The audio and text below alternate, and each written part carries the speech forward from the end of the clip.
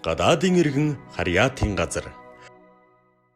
Монгол улсад зорчиж буй гадаадын иргэд мөрдөглийн журам зөрчих тохиолдол түгээмэл гарч буйтай холбогдуулан дараах санамж мэдээллийг хүргэж байна.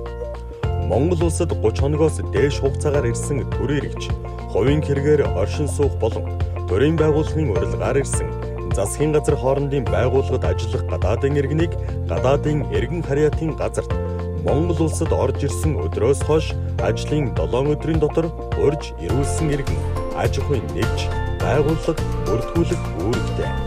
Гадаадын иргэнийг бүртгүүлэхдээ тухайн гадаадын иргэний паспорт, эсвэл паспортыг орлох баримт бичиг, түүний хуулбар, 3.5-ыг харьцах нь 4.5 см хэмжээтэй цээж зургийг зохих мэдүүллийн хуудасны хамт авчирч бүртгүүлнэ.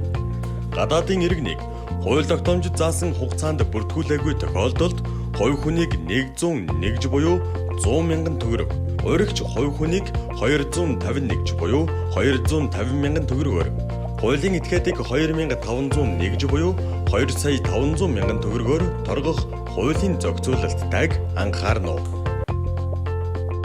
Дэлгэрэнгүй мэдээллийг 181882 дугаараас лавлана. Гадаадын иргэн Харьяатын газар.